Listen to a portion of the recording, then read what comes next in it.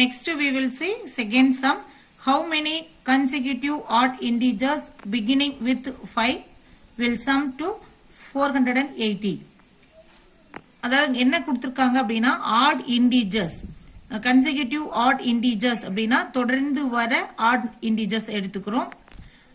Beginning with 5 அப்படின்னா 5ல odd number அப்படின்னா 1 3 5 7 9 but 1 3 நம்ம எடுத்துக்க கூடாது. beginning with 5 அப்படிங்கறனால 5ல ஸ்டார்ட் பண்ணிக்கணும். சோ அப்போ 5 7 9 11 etc. இது எல்லாத்தையும் ஆட் பண்ணும்போது 480 வரணும். சோ இப்போ 480 வரதுக்கு இந்த ஆட் இன்டிஜர்ஸ் எவ்வளவு எடுத்துக்கணும்? அப்போ n என்ன அப்படின்னு கண்டுபிடிக்கணும். எத்தனை நம்பர்ஸ் இந்த மாதிரி 5 7 9 அப்படின்னு எவ்வளவு நம்பர் ஆஃப் டேர்ம்ஸ் எடுத்துக்கிட்டே போனோம் அப்படின்னா அதை ஆட் பண்ணும்போது நமக்கு 480 வரும் அப்படின்னு கண்டுபிடிக்கணும். சோ இப்போ இங்க சம் அப்படிங்கறனால Sn தான் வந்து 480 கொடுத்திருக்காங்க. இந்த சீக்வென்ஸ்ல A அப்படின்றது 5, D கண்டுபிடிக்கணும்னா T2 minus T1. So T2 உடைய வேல்யூ 7 minus 5 அப்படிங்கும்போது D ஓட வேல்யூ 2. சோ Sn வந்து 480 கொடுத்திருக்காங்க. Sn அப்படிங்கிறதுக்கு நமக்கு ரெண்டு ஃபார்முலா இருக்கு. ஃபர்ஸ்ட் ஃபார்முலாவை எடுத்துக்கிறோம். ஏன் அப்படின்னா செகண்ட் ஃபார்முலா எடுக்கணும் அப்படின்னா L வேல்யூ தெரிஞ்சுக்கணும், லாஸ்ட் டேர்ம் தெரிஞ்சிருக்கணும். பட் நமக்கு லாஸ்ட் டேர்ம் இங்க தெரியாது அப்படிங்கறதுனால ஃபர்ஸ்ட் ஃபார்முலாவை யூஸ் பண்ணிக்கிறோம். So Sn is equal to n divided by 2 into 2a plus n minus 1 into d. Sn அப்படிங்கும்போது Sn உடைய value 480 is equal to n divided by 2 into a ஓட value 5 plus n minus 1 into d ஓட value 2. So next இங்க divide பண்ற 2 left hand side வரும்போது multiply பண்ணோம். So 480 into 2 is equal to n into 2 5s are 10 plus இங்க 2 ஆல உள்ள multiply பண்ணும்போது 2n minus 2 வரும். இங்க மல்டிப்ளை பண்ணோம் அப்படின்னா 960 is equal to n into 10 minus 2 அப்படின்னா 8 plus 2n. Next 960 is equal to n ஆல உள்ள மல்டிப்ளை பண்ணும்போது 8n plus 2n ஸ்கொயர் அப்படின்னு வரும். சோ இத first எழுதிருக்கேன் 2n square plus 8n அப்படின்னு.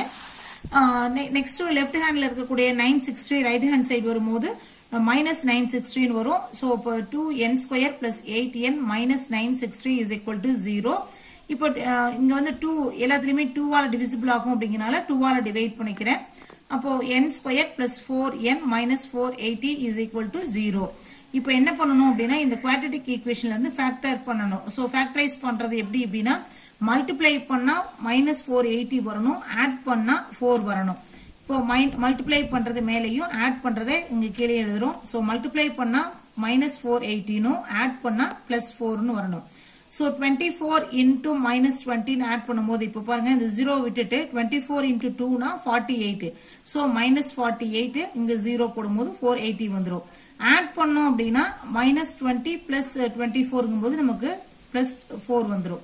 சோ இப்போ நமக்கு என்ன எடுத்துக்கும் அப்படின்னா n plus 24 into n minus 24 is equal to 0. So இங்க n ஸ்கொயர்னு இருக்கறனால இங்க எழுதும்போது ஃபேக்டரைஸ் எழுதும்போது n plus 24 n minus 24 20 அப்படின்னு எடுத்துக்கணும். சோ இத நெக்ஸ்ட் என்ன பண்ணலாம் அப்படின்னா n plus 24 is equal to 0 ன்னு எழுதலாம். இதை ஒரு time n minus 20 is equal to 0 ன்னு எழுதிக்கலாம். So n is equal to இது ரைட் ஹேண்ட் சைடு வரும்போது -24, இங்க ரைட் ஹேண்ட் சைடு வரும்போது +20 வரும். சோ நம்பர் ஆஃப் டேர்ம்ஸ் அப்படிங்கிறது நமக்கு நெகட்டிவ்ல வராது. ஏன் அப்படின்னா இப்போ நம்பர் ஆஃப் டேர்ம் எத்தனை டேர்ம் அப்படிங்கறது நான் வந்து எனக்கு -24 டேர்ம்ஸ் இருந்தது அப்படின்னு நம்ம சொல்ல முடியாது. சோ அப்போ nங்கிறது நெகட்டிவா இருக்க முடியாது. சோ இதனால -24ங்கிறது நாட் பாசிபிள். அப்போ என்னோட வேல்யூ ஒன்லி 20 மட்டும்தான்.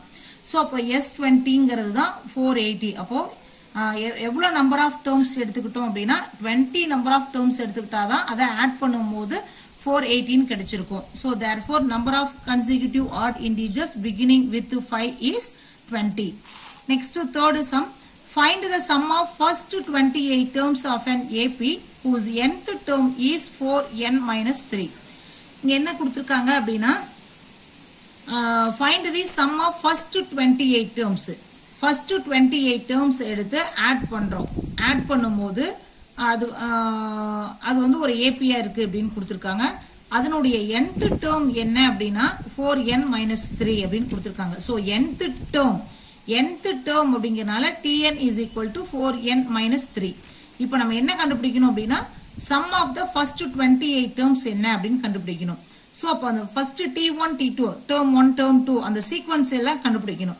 அதுக்கு நான் என்ன பண்றேன் அப்படின்னா இப்ப டேர்ம் 1 அப்படின்னா T1 n-க்கு நான் வேல்யூ 1 2 3 ன்னு சப்ஸ்டிட்யூட் பண்ணேன்னா டேர்ம் 1 டேர்ம் 2 டேர்ம் 3 ன்னு கிடைச்சிரும். சோ அப்ப n-க்கு வேல்யூ 1 ன்னு சப்ஸ்டிட்யூட் பண்ணேன் அப்படின்னா T1 is equal to 4 into 1 minus 3. So 4 minus 3 அப்படின்னா 1. T1 அப்படின்னா டேர்ம் 1. ஒரு சீக்வென்ஸ்ல டேர்ம் 1 இருக்கிறது தான் நம்ம a ன்னு எழுதுவோம். So a is equal to 1. Next 2 னு சப்ஸ்டிட்யூட் பண்ணும்போது T2 is equal to 4 into 2 minus 3. 4 2s are 8. 8 minus 3 5. Term 2 தான் 5. So D கண்டுபிடிக்க ஃபார்முலா T2 minus T1.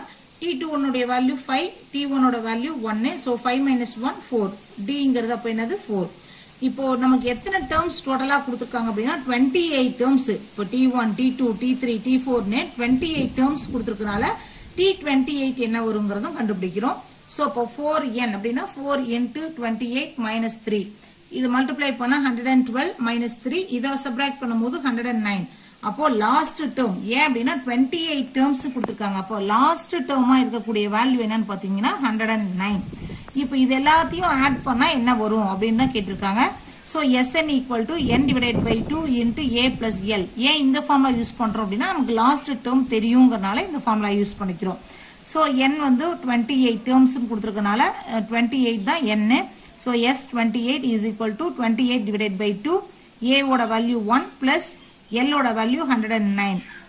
இங்க கேன்சல் பண்ணா 14. இத ஆட் பண்ணும்போது 110. So again இத மல்டிப்ளை பண்ணோம் அப்படின்னா S28 ஓட value 1540. Next fourth sum, the sum of first n terms of a certain series is given as 2n square minus 3n. Show that the series is an AP. என்ன கொடுத்திருக்காங்க அப்படின்னா ஒரு certain series இருக்கு. sum of first n terms of a certain series is. அந்த சீரிஸை வந்து add பண்ணும்போது அதனுடைய value வந்து 2n square minus 3n கொடுத்திருக்காங்க. அது ஏதோ ஒரு சீரிஸ் அந்த சீக்வென்ஸ் எடுத்து ஃபுல்லா நம்ம ஆட் பண்றோம். சப்போஸ் இப்போ 1 plus 3 plus 5 plus இந்த மாதிரி ஆட் பண்றோம். அதை ஆட் பண்ணும்போது அதனுடைய வேல்யூ என்னங்கறத கொடுத்திருக்காங்க. நம்ம இப்போ என்ன பண்ணணும் அப்படின்னா அந்த given series வந்து AP அப்படின்னு ப்ரூவ் பண்ணணும். சோ அதான் show that the series is an AP அப்படின்னு கொடுத்திருக்காங்க. So Sn sum of the first n terms of a certain series னு கொடுத்திருக்கனால sum அப்படிங்கறனால Sn equal to 2n square minus 3n அப்படின்னு கொடுத்திருக்கோம். இப்போ இதுக்கு வேல்யூ 1 னு கொடுத்தோம்னா S1 is equal to 2 into 1 square minus 3 into 1. 1 square na 1, 2 into 1 2, 2 minus 3 அப்படிங்கும்போது S1 உடைய value minus 1.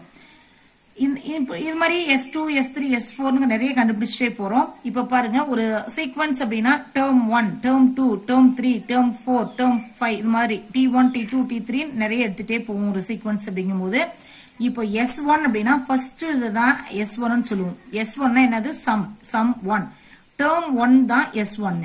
Term 2 sorry S2 அப்படினா டேர்ம் 1 ஐயும் டேர்ம் 2 ஐயும் ஆட் பண்றதுக்கு பேரு தான் S2. Term 3 term 1 term 2 term 3 இது மூணையும் ஆட் பண்றதுக்கு பேரு தான் S3. நெக்ஸ்ட் S4 அப்படினு கேட்டா டேர்ம் 1 டேர்ம் 2 டேர்ம் 3 டேர்ம் 4 இதனாலயும் ஆட் பண்றதுக்கு பேரு தான் S4. சோ அப்போ இங்க S1 அப்படிங்கும்போது நமக்கு இது என்ன எழுதலாம் டேர்ம் 1. S1 அப்படிங்கிறது என்னது டேர்ம் 1. டேர்ம் 1 னா நம்ம என்னன்னு சொல்லுவோம் A அப்படினு சொல்லுவோம். சோ அப்ப A ஓட வேல்யூ தான் -1. நெக்ஸ்ட் S2 இதுக்கு இந்த இதுல n க்கு வேல்யூ 2 னு கொடுத்தோம்னா S2 is equal to 2 into 2 square minus 3 into 2 னு இருக்கும். 2 square னா 4, 4 2s are 8, இங்க 3 2s are 6. So 8 minus 6 அப்படிங்கும்போது S2 ஓட வேல்யூ 2. S2 அப்படிங்கிறது என்ன T1 T2 ரெண்டையும் ஆட் பண்ணும்போது ஆட் பண்றது அப்படிங்கறனால தான் sum 2. So S2 னு கொடுத்திருக்கோம். சோ அப்போ S2 க்கு பதிலா T1 plus T2 னு எடுக்கிறோம். S2 ஓட வேல்யூ நம்ம என்ன கண்டுபிடிச்சோம் 2. T1 ஓட வேல்யூ ஆல்ரெடி நம்ம என்ன கண்டுபிடிச்சிருக்கோம் -1 plus T2. சோ இப்போ பாருங்க இந்த -1 லெஃப்ட் ஹேண்ட் சைடு வரும்போது +1 ஆகும். So 2 plus 1 3. சோ டேர்ம் 2 ஓட வேல்யூ 3.